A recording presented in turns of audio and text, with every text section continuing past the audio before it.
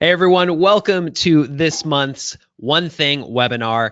Every month we bring on a best-selling author, somebody who has a story that we think not only will inspire you, we also think it's very uniquely aligned with the one thing and will serve you on your journey to being a little bit more purposeful in the way you identify your priorities and accomplish what matters most. Today we are going to have a great conversation with someone who, when we think about someone who is purpose-driven, this man comes to mind. He is the author of Because I Said I Would, and he has created a movement around this idea of Because I Said I Would, which you're going to get an understanding of what that actually means. Alex Sheen, welcome to the webinar. Well, thank you so much for having me. It's our pleasure. So give people who don't know what Because I Said I Would is, give us a sense of what this movement is about. Yeah. So my dad was somebody who was good with a handshake. You know, if he said he was going to be there, he showed up. He's kind of old school like that. It seems like a lot of people these days, or maybe in just the history of time, it seems like a lot of people don't keep their promises, and that has a huge effect on society. But my dad, honored the commitments that he made to me and to my brother. Unfortunately, my father would be diagnosed with stage 4 small cell lung cancer, and he quit smoking 3 years before he was diagnosed, but it was too late, and my father died on September 4th of 2012. Because I Said I Would is the title of his eulogy, and on the day of his funeral, I introduced this thought that I call a promise card. Just a simple piece of paper. It says, "Because I said I would," on the back. There's nothing else. What you do is you write a promise on the card, you give it to someone, you tell them, "I'm going to fulfill this promise. And when I do, I earn this card back. It's a symbol of my honor, my respect. It is my property, and I'm going to get it back from you." And when you fulfill that commitment, you just keep it as a reminder that you're a person of your word. I offered to send 10 of these promise cards to anybody, anywhere in the world at no cost to anyone, which is the dumbest financial decision I've ever made in my whole life. We've distributed over 10.3 million promise cards to 153 countries and by request only. And people write all kinds of commitments on the card. It's something that just holds us accountable to the words that we say. Yeah, that's amazing for people who are listening to this. If they're going, well, I want a promise card. How do they get one? Yeah, just go to becauseIsaidIwould.com/promise cards, and you can get yours today. We always send them for free. People write a range of things on them. It could be 4-year-old girl who says, I'm going to sleep in my own room tonight. Her badge of courage type of thing, because we all have gotten through that at one point in our lives. But it could be things that are also extremely serious, like I will not kill myself. I just there's a Marine in my office just a couple hours ago, and we're talking about this number. It used to be 22, now it's 20 veterans a day die of suicide, and so it's not really about any particular cause. It's about what we're going through and the promise that's going to get us through that. Mm-hmm. So I want to kind of that's where this began. That was the lead domino, right? The eulogy for your father. I want to fast forward to today, where you've shipped out over 10 million of these cards. You've built a movement, a real community around this idea of Because I Said I Would. Can you share some stories of some of your people in terms of the types of promises that they've made and kept? Yeah, one that comes to mind is kind of a tough one, but for a few reasons it resonates with me. We have this supporter. Her mother, while she was growing up, was an incredible woman. She grew up in the late 70s into the 80s, and so her mom being there for her was something that she just remembers. But when she turned about 12 or 13, her mom slowly went down a spiral into alcoholism that would define really the rest of her life. And as that addiction would catch up to her, her liver began to fail in a way that the only cure was a transplant. And so she was hospitalized for this condition and eventually made it to the top of the organ donation list, like to be the recipient, which is obviously incredible news. But all this time, as this was happening, she was actually stayed in the same room with another person. You know, hospitals are often like that. Mm-hmm. And so this mom would see this little boy who is waiting for an organ donation himself. Completely different organ, had nothing to do with her, but she saw that suffering of that family day in and day out, and she understood what was going to happen to that boy should that organ never come.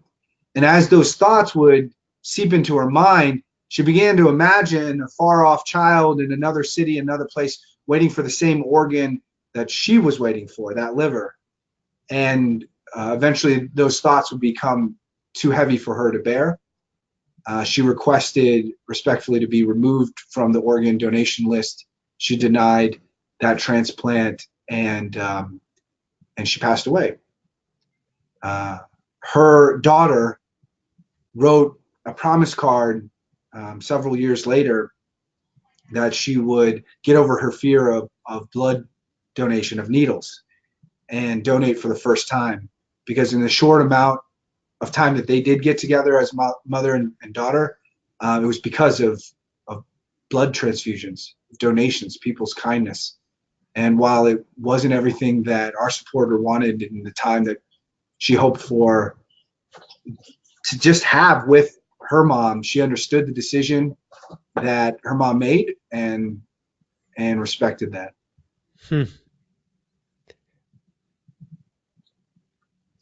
I keep coming to this idea of making a promise, whether you're making it to yourself or whether you're making it to someone else. And in the stories that you're sharing, you know, there's real weight to it. Like you can just tell that there's an underlying thread of commitment there. Yet when we look to society today, lots of promises are made. What are you seeing that a promise means in today's everyday use versus the way that you view it?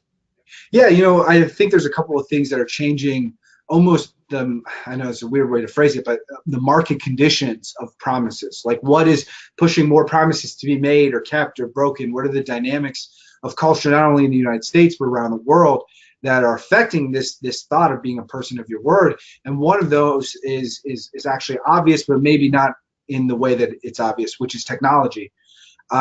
Technology makes it very easy to make promises. So, for example, let's say someone invites you to a party or something, right? And they create a Facebook, you know, event, and then you click yes. You know, the easier it is to communicate a promise, the more promises you're going to make. The easier it is to eat donuts, the more donuts you're going to eat. And that's human behavior. The more available something is, the more you're probably going to do it, you know? And so with being able to just say yes through emails, to click buttons, to make these promises, it doesn't even take words anymore. You know, it doesn't take looking someone in the face and saying it to them. It's a lot easier than that. And then so on the other side of that, when it comes time to either fulfill the promise or break it, how much easier is it that to do? You know, I can just text and say, "Okay, sorry, I can't come." And then I don't even have to respond to the text that comes to me.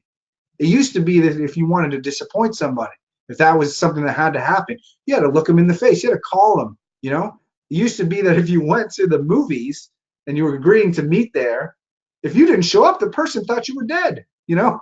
Because they couldn't call you on your cell phone, you know, that didn't exist. And so the level of accountability that we have is lower because we don't have to face our broken promises as much, and our ability to make promises has become so much easier, and thus volume has increased, or so I believe. Yeah. So how do you view a promise?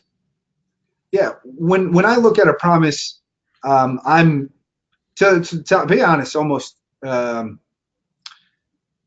obsessed, and that's actually not what I would recommend for people. It's just when you're the founder, because I said I would, when you wear the same shirt every day, there's a target on your back. You know, people.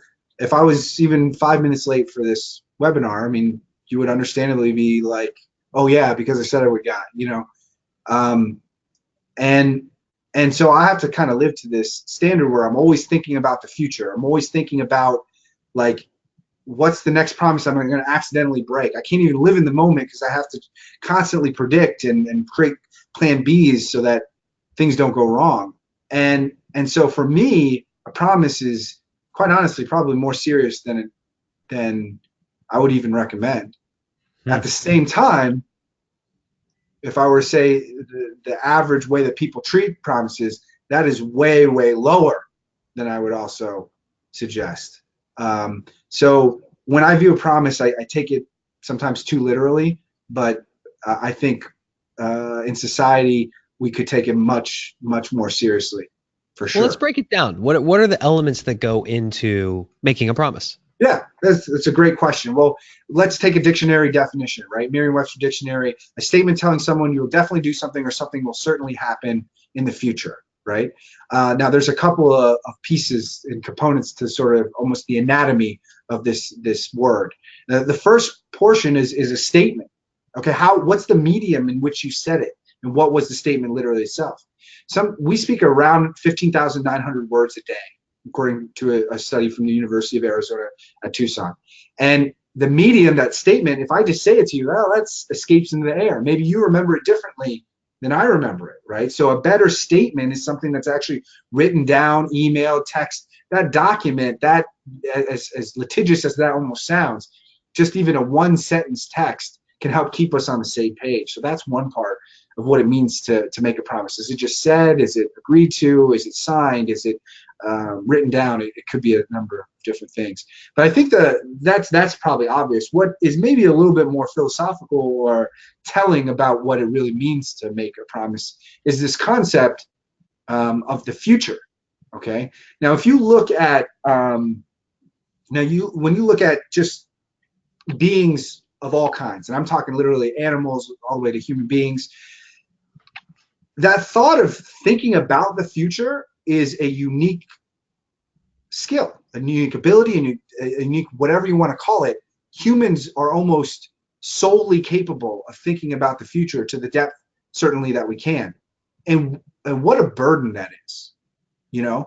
I mean, think about when you were literally in kindergarten. You were like, well, I got to be cool in fifth grade.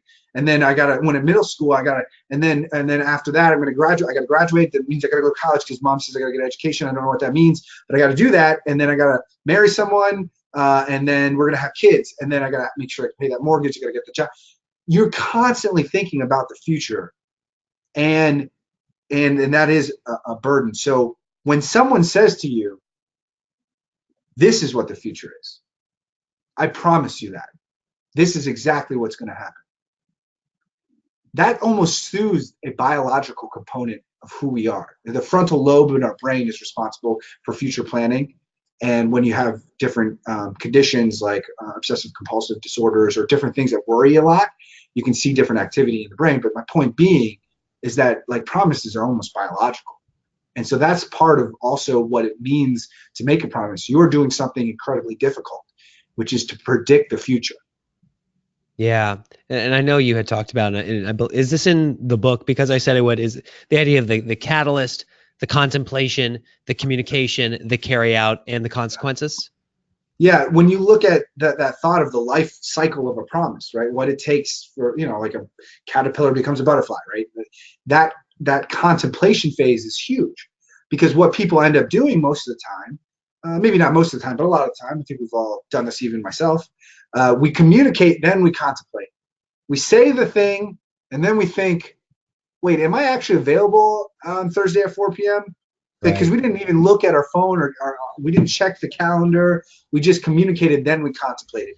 If you change that order of operations, if you just pause and think, and that's actually something I recommend, ask for more time, right? Just say, can I get an hour to think about that? Or let me check my phone real quick. That's one of my first moves, like almost muscle memory. It's like when I'm about to make a promise, I have to grab my phone and flip to the calendar. Because how could I make a promise without that?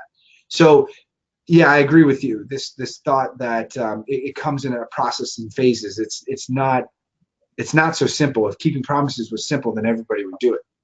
Yeah. Well, I think that's worth drilling or just reemphasizing. I think a lot of us make the commitment. Yes, I will attend that meeting. Yes, I will help you when you ask if you got a minute. Yes, I'm available. And then we contemplate whether or not we can actually fulfill. Yeah. At the And that heart, is, why, yeah, why do you think we do that? people pleasers, you know? And that's a good thing. People pleaser sounds like a negative label. You want to make people happy. That's not a bad thing, you know?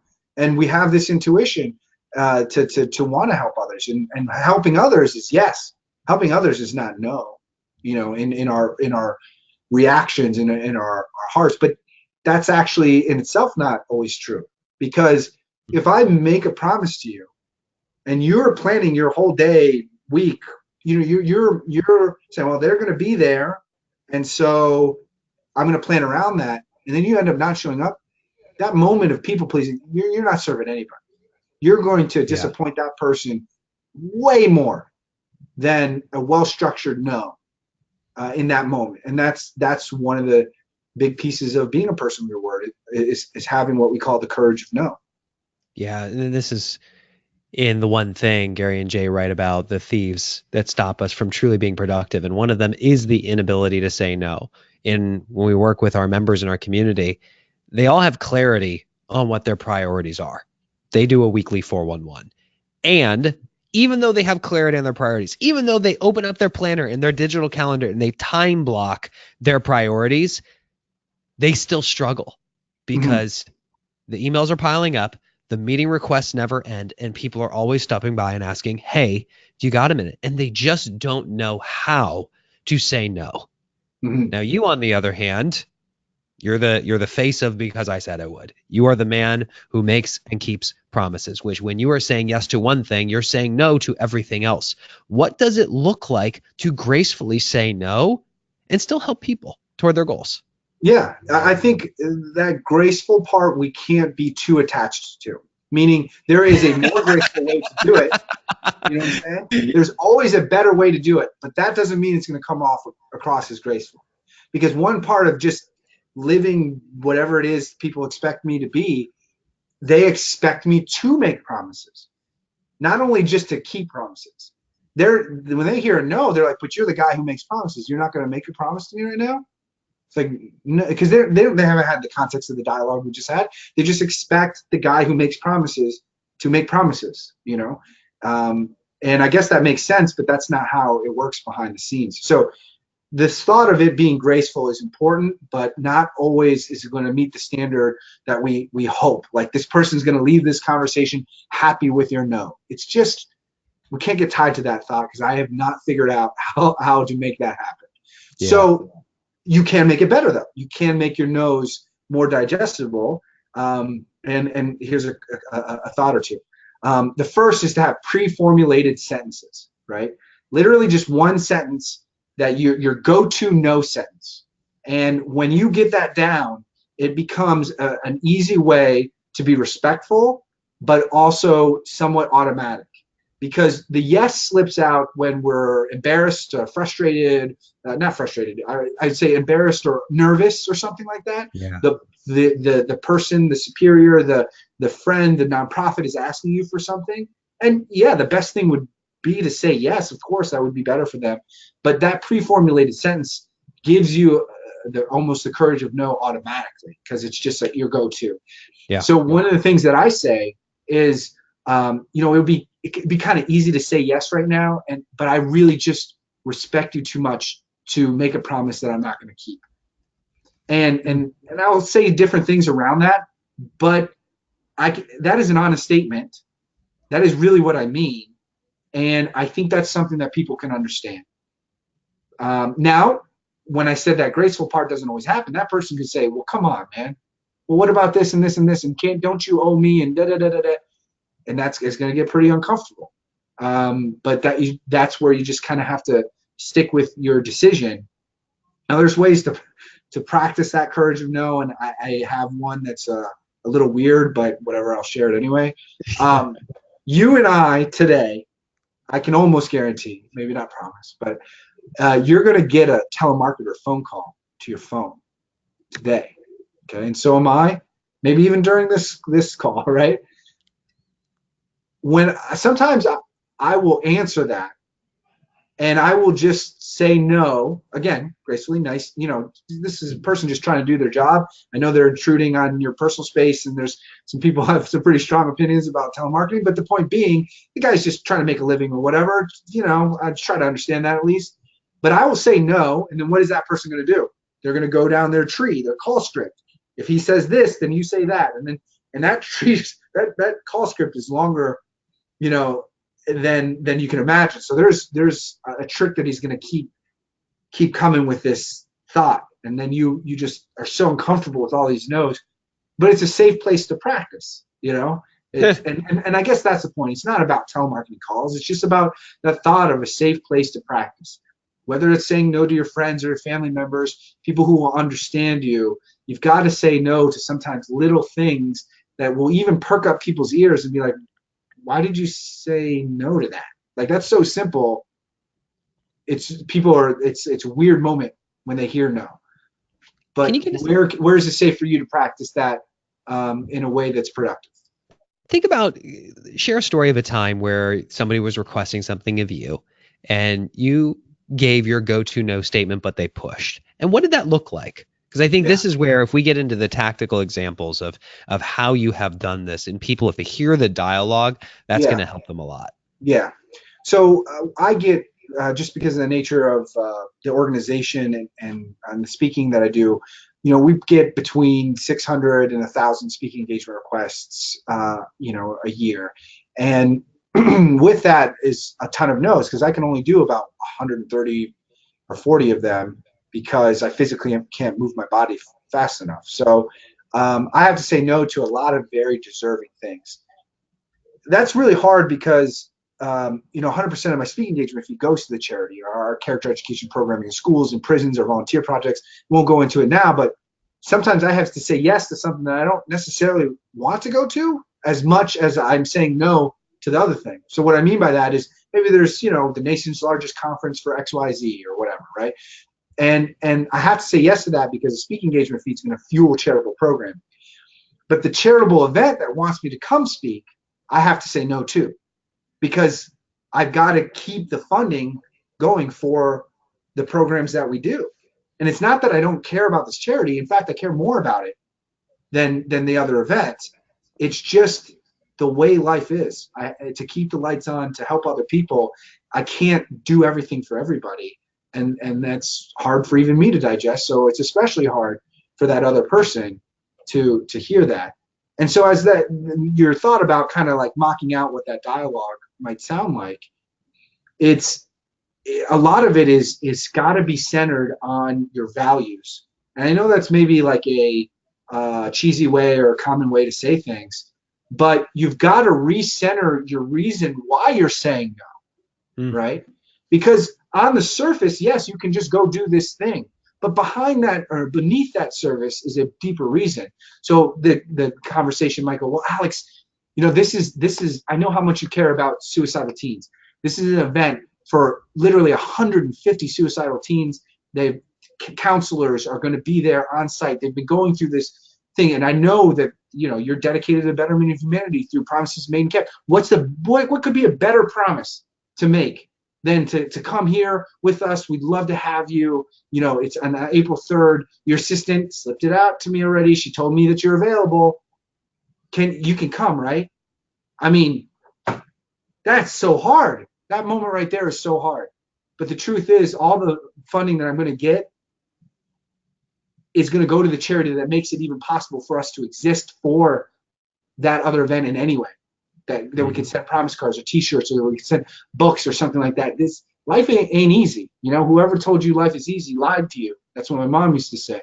So you've got to come to that moment to know that, no, I can't go to that particular event, but yes, I go to tons of other charity events. Yes, we are constantly giving funding programming away, and just because that one no doesn't mean I've said no to everything before. I can't let that single moment of challenge and the unfortunate nature of the moment overshadow all the other things that you've said yes to. And that's part of this, that coming back to your values. It's like that person almost wants to take that moment, not that they want to be judgmental, but it's just the heat of the moment kind of thing, right?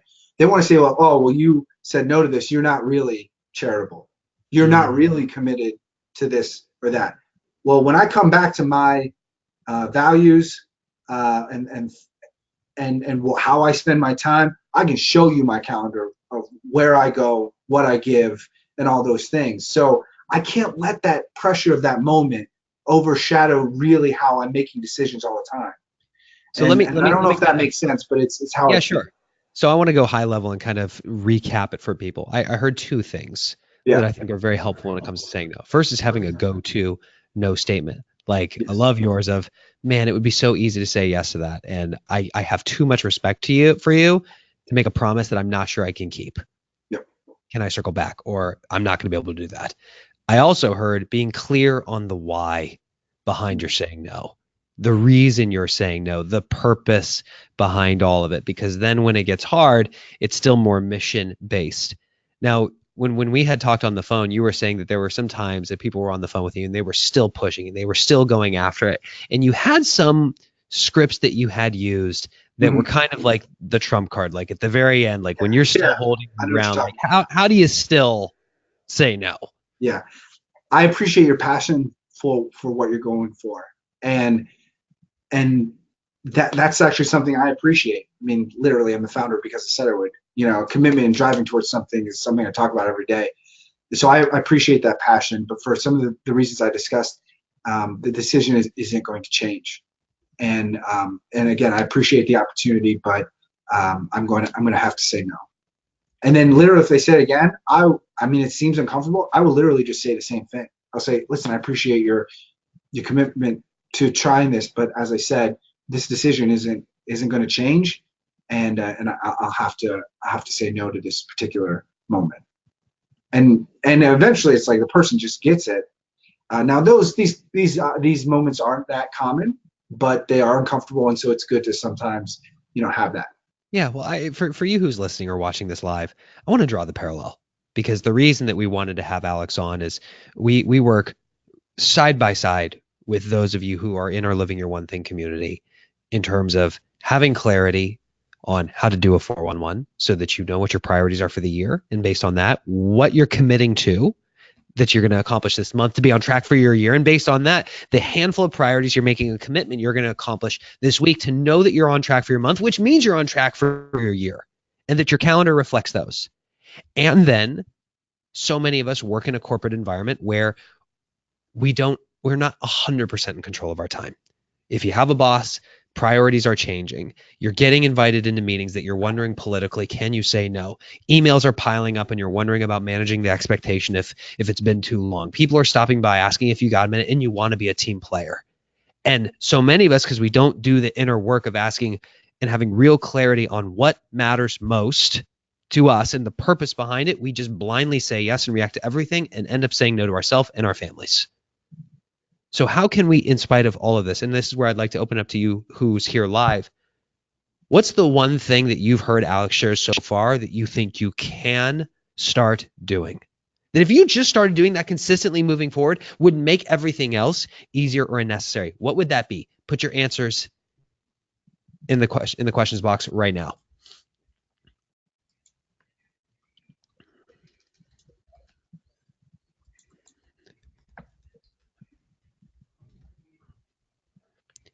Lynn says, develop my go-to no statement. Love it. Tasha says, practice the script so I'm ready to say no. Desiree says, saying no to things that would distract me from my priorities and values. I love that. And now for Lynn, Tasha, and Desiree, let me ask you a little bit of a bigger question. Do you think that's the lead domino? Do you think you're going small enough? Or is there a domino before what you just said that if you knocked that down, that smaller domino would make knocking down what you just said easier or unnecessary? Greg just says, ask for time to evaluate first. Yep. Know the why. Have a go-to no statement. Okay, so it seems like the go-to no statement is the thing that's really resonating with them right now, Alex. I'm curious for you, you hold yourself to this higher standard because that's what your whole movement is about. When it comes to actually planning your weeks and being clear about what you're going to say yes to, which actually means something to you, Mm-hmm. what does that look like? Yeah. I average about 23 calendar entries a day. Um, so I'm I'm committing. I guess it's just like an analogy to a bank account or something, right? If someone told you, it's like, I'm budgeting my money, right? And I was a financial advisor, I don't know, whatever. And I'm talking to this person and they say, okay, well, this is how much money I spend on movies and groceries, right? So you can tell me how I'm spending, you can tell me how much I'm spending my money on. It's like, no, I need to literally know everywhere you spend your money in order for me to understand where you spend your money and how to help you. And I feel this way about time because most people will only calendar their interactions, direct meetings with other human beings. They Hmm. won't calendar time to uh, do independent tasks. That would be the next obvious place. They certainly don't calendar things like sleep or time to just mentally recharge. Like you need to take a break after working this long, or volunteering for the entire day, or there's some reset button time. They're not actually putting all those pieces in there, and then what ends up happening is then it becomes hard to know what you can do at all. Now that sounds like an extreme statement, but if you've got 5 things to do after work on Thursday, but none of them are calendared, someone says on Thursday, can you do this thing? How do you know that physically those 5 things don't add up to the rest of your Thursday? So then you end up saying yes, or maybe you do say no, but you could have done it. It really helps to the math of your day and what you're physically capable of doing when you calendar things out. And so I calendar things like sleep. I get good sleep because I know good sleep helps keep me productive. I as silly as this sounds, like scheduled time to eat. I have lots of meetings. I travel to about 100 plus cities a year, 200 some plus planes, and it just zaps your whole day, and you'll accidentally go from one thing to the next thing, the next thing. You're on the plane and you're eating peanuts, for dinner because you forgot. And so I have to have that level of depth to my calendar. Doesn't mean everybody needs to have 22 entries, but certainly more calendaring than just interactions with others. That next step is independent tasks. Yeah, sitting across me right now is Madeline, who ran point on the project. Yeah, you didn't know I was calling you out. Who ran point on the One Thing Planner, and I gave her a small little challenge earlier this year. I said, go research the entire history of time, and she was like, okay, no big deal. But she came back, and what she presented was a really interesting story because the way we view about time, there was day, there was night, that was it. And then there was day, there was night, there was seasons, and then there was months because we started to notice the moon. And early man knew so little Mhm. about time and about humanity that they felt this need to go smaller and smaller, to the point that you fast forward today, people are managing their calendars in 15-minute increments, Yeah. half-hour increments. And we are so busy that we fail to pull back and make sure that we have time for the things that actually matter most. Yeah. And what I love that you said, what the spirit of what I heard you say is, you have time blocked for yourself for Mhm. the things that matter most, whether that's sleep, eating, your priorities for yourself, not just appointments with other people, which is what the modern digital calendar was actually designed to keep. Yep. Yeah, and there's a lot of shortfalls because of that. It's just the actual technology itself doesn't always have the features and pieces that would lend to better calendaring as just individual type of stuff. But it's certainly capable of getting us much further along than is seen sort of as a standard approach. So Yeah, yeah, I get it. What goes through your mind when you time block something for yourself? Which time blocking is what we call scheduling time with yeah, yourself for your most important sure. work. So walk us through what that looks like, because we find people will time block things or their priorities, and then they don't honor them. They don't keep the Yes. promise that they made to themselves. Yeah. And there's 4 types of self control dimensions of self-control. There's things like movement, regulation of movement. This is like from a psychologist, but the point being that there's a type of self-control that's like physically I can go up, move, and do things. That's one type of self-control that people have or don't have at different levels. Impulse self-control, I think, is something that people understand. Another type of self-control is the regulation of emotions. But one that I think you're speaking to is the regulation of concentration. That's another dimension in 4 types of self-control, that some people are really good at the physical part, but not good at the emotional part, but great at the concentration part. And so for me, when I go back to your question about this thought of how I feel when I'm coming to this moment of calendaring, and then whether I'm going to do it or not, those are kind of 2 different moments. I had 2 different feelings. The first one, it took a while for me to get there, and it may or may not be intuitive, but the first thing I have is stress relief. That's the first emotion that I feel. Because when you are juggling all these commitments that you're having, oh, I got to do this, and then the plane's going to take off there, and then this program at the prison, I wonder if we finish that. When all those things are floating around your mind, you can just take it, you can just put it on your calendar and say, I need to handle that. And it's going to take an hour to handle it. So I'll put an hour and 45 minutes in my calendar just in case it takes longer than I think. And then next time I come to that thought about this program that we're making in prisons, I'm like, oh, what about, oh, I don't have to think about that. It's already in the cap. Like I already have a time to worry about that. And that time is not now. So I can focus my attention and my thoughts on the moment, and calendaring is time management has actually been researched to be one of the most effective types of stress relievers in college age students, and I believe that's true for at least me. So that's the first feeling I have, is like a moment of stress release. Okay, I got a time for that, reserve that, I can forget about it for now and breathe. The second thought of when I actually come to a calendar item where I don't actually want to do that, like I'm just not in the mood to do this. There's a couple of things. If it's not a time-bound promise, I might move it to another time where I might have more energy. That's okay. As long as I get it done by the time I promised, maybe I'm a couple days earlier, it's okay to shift it one more day back. That kind of procrastination is a dangerous slope, but it's something that we realistically have to do sometimes to find a better moment of energy. But let's say that's not what I do. I need to do this now because I promised this person it was going to be done now, and I need to commit to that. The reason why that promise may not be enough to motivate me. Meaning, like, let's say it was a promise to my girlfriend, and obviously I love her, and I said I was going to do this, but man, I'm up and down like anybody. At that moment, that reason why might not be strong enough.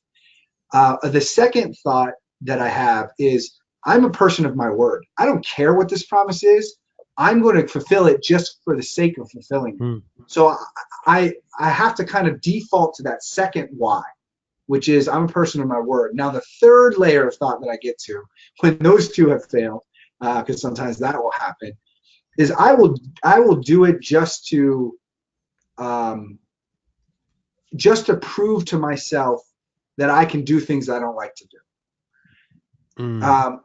And that is really one of the biggest defining features of my father. You see, my dad wasn't a super charitable guy. He certainly wasn't a motivational guy. He wasn't a lot of things. But what his almost like weird special power was to drag himself through things he didn't like to do. Did he want to go to all those little league games, my lacrosse game? Like, no. He was tired. He's just got off work, or maybe had a rough day. But he could get himself to do something that he believed in, not something that he was emotional for, one way or another. And that's something that I think is a weird place of pride. When we know we're doing the right thing, even when it's not something we want to do, if I can flip that switch in my mind, it drives me a little further. Like it's almost this weird moment where it's like, it's kind of good that you don't like to do this, because it's a challenge. Well, and the people who have been following the podcast or been in the community for long enough have heard this, but Gary says one of the reasons people don't achieve extraordinary over time, and especially when it comes to living the one thing, is they just don't endure the monotony of success. No. The things that the activities that are the perennial activities that the lead dominoes that you need to knock down consistently over time, novelty wears off. It gets boring. Like there comes a time where you just don't want to do it. And it's how you endure that monotony that matters. And that's why my favorite quote in The One Thing is people do not decide their futures. They decide their habits. Their habits decide their futures. How do we take those core activities and make them habits to the point that it would feel weird if we did not do it? Yeah. What I'd love to do with the time that we have remaining is I want to open this up to the people who are here live. You know, we've covered a lot of things from where this came from, stories of what this has looked like from the people in his community, elements of a promise, how you say no. Let's really open it up. And while the questions come in, Alex, share another story of somebody in the community that just something that you know that it would just really amaze people. Yeah, I mean, there's a lot to choose from, and so I want to think about what would be a good one. Actually, you know what? I'm going to open the book right now. And which, by the way, hold the cover of the book up. Yeah. So it's because I said I would. 100% of the funding goes to our charitable programs, and right off the bat, here's one that yeah, there we go. And see, that's the advanced reader copy too. Oh snap! Is that why it's so heavy? There's only 24 of those in existence. Anyways, so here's one, a story that I personally was connected to in a small way, but so Sam and Alex, 23 years old, 25 years old at the time this kind of story begins in a certain way, or at least when I saw them. I was flipping through Reddit, just mindlessly looking at social media, and I saw these two, like, to be honest, really pretty girls, right? And I was like, oh, clickbait, whatever. And I'm like, well, maybe I should click on it. So I click on this thing, and this is what basically part of what I hear. So this girl, Sam, when she was 17, she was diagnosed with a disease called severe aplastic anemia. And what that means is that her blood just doesn't produce in a way that can support her immune system. The only cure to this is a bone marrow transplant. So taking bone marrow out and transplanting it into someone else to help create healthy cells. So the way that this works is not like a blood donation at all, okay? Blood donation, you could go down the street and find somebody more or less. This is like an exact DNA match. It's very, very difficult, but there's a bright side.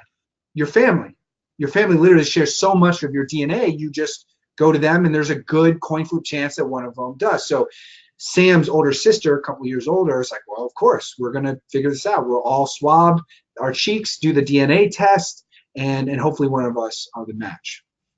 They all do that to no avail. Sam has to take 20 pills a day.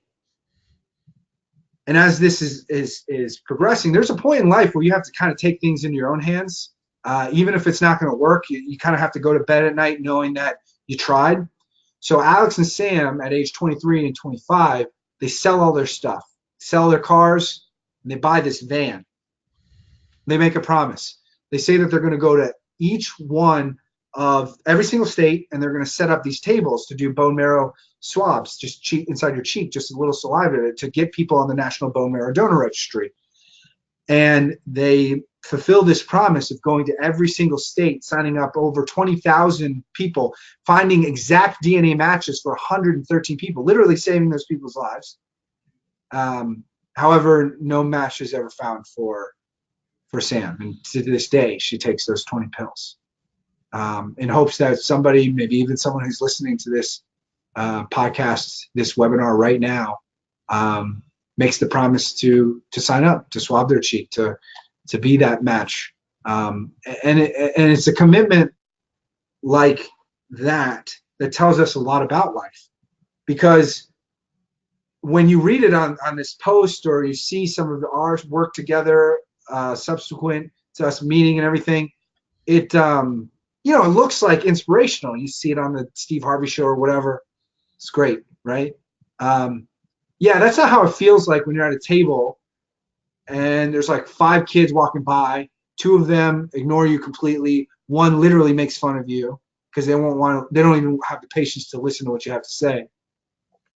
Because every single person who walks by you, you think that was it. That was the one. Literally, there's only one, and that was the one.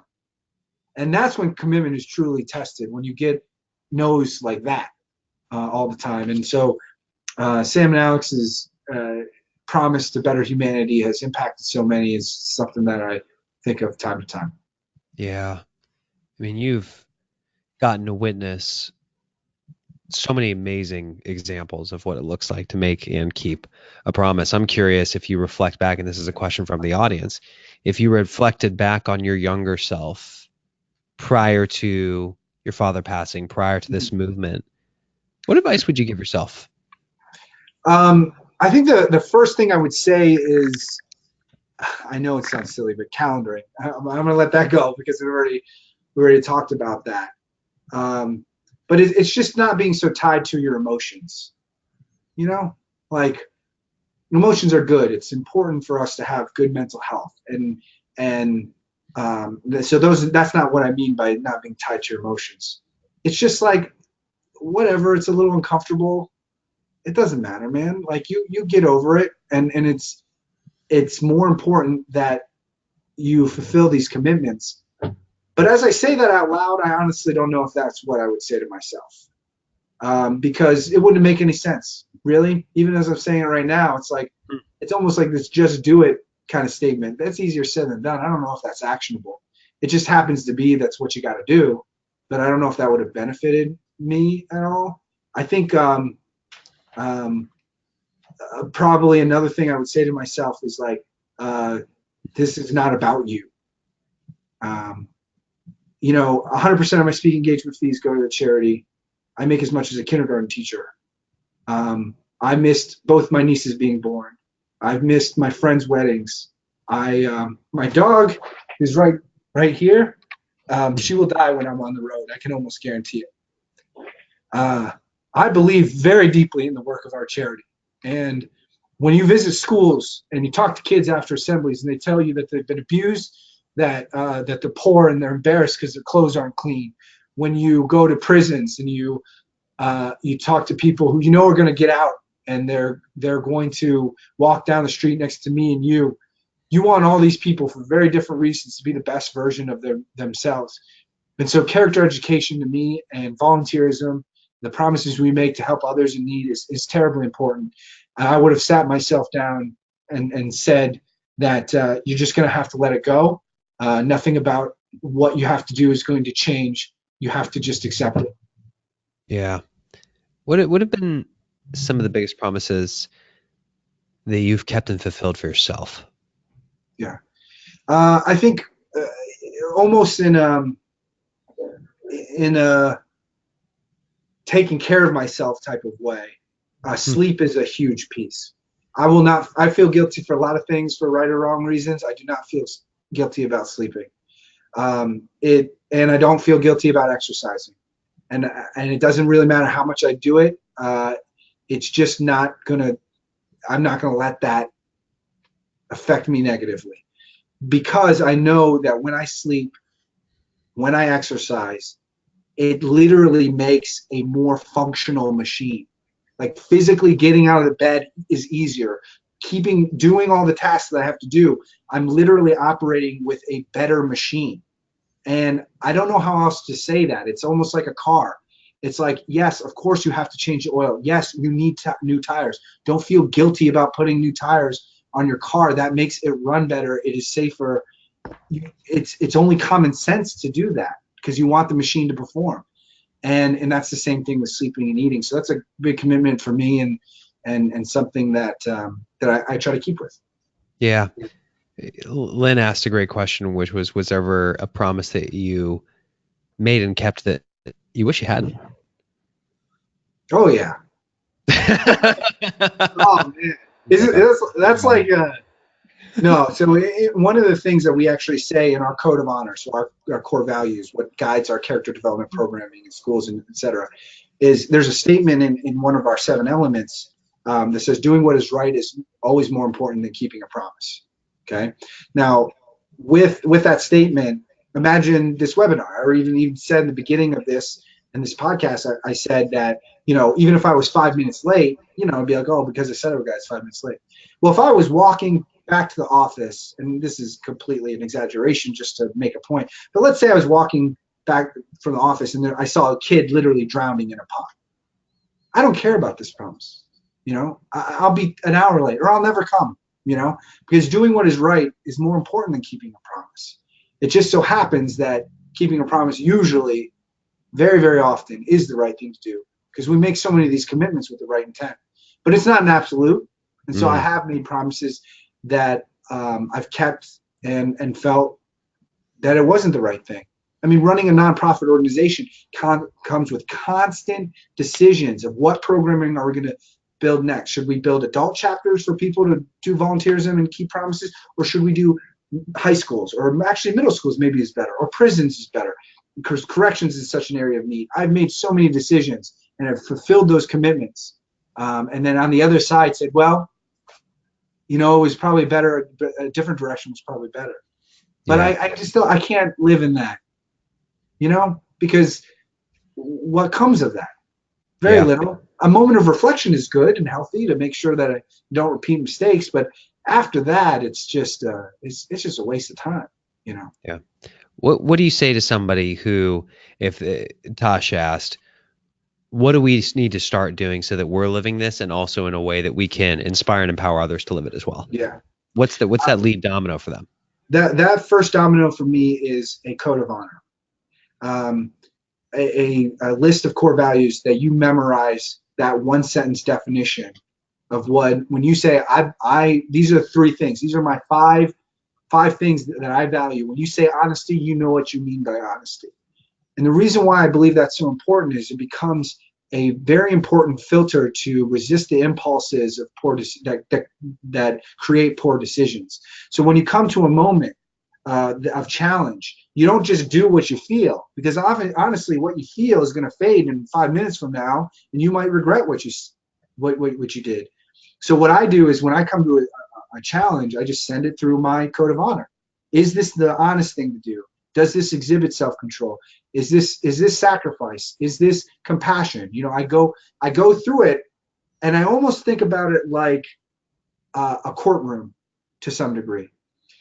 Without a code of honor, without some list of your values literally memorized, it's like operating in a courtroom as a judge with no laws. A 5-day sentence for you, 5 months for you, 5 years for you. All the same thing, no consistency whatsoever. And for me, that code of honor is that set of rules that regulate and normalize your decisions, not in a boring way, not in a way just to be predictable, but in a way that literally lives the way that you want to spend your finite amount of time on this planet. And so that's I will share. Jay Papasan, my partner who co-authored The One Thing, did something very similar. For him, values, family, impact, and abundance. Those are the 3. And when opportunities are put in front of him, he asks a question on a scale of 1 to 10, where 1 is not a fit and 10 is 100% aligned. How is this in terms of supporting my value of putting family first? How does this support impact? How does this support abundance? And if it's not a 9 or 10 on all 3, he says no. Yeah. It's that straight up. So folks, if you would like to learn more about Alex and the Because I Said I Would movement, we would encourage that you pick up the book. We know that you are likely here because you read The One Thing at one point in time. Check out becauseisaidIwould.com/thebook, becauseisaidIwould.com/thebook. And the website is Because I Said I Would. Alex, thank you so much for joining us today. We really appreciate the message that you bring. We think it's highly relevant. And for those of you who are listening to this, I would just ask the question. Based on what you heard here today, when you go to do your next weekly 411, what will be different about it? When you go to declare that these are the priorities for the week so that I know that I'm on track for my month and my year, and when you go to time block those things, how will you view it differently so that honoring your time block is no longer a common frustration or challenge? Honoring it is now the norm. That's our hope for you. So thank you. We really appreciate all you being here, and we're going to give you enough time to get to your next commitment. Thanks all. Have a great day. See you.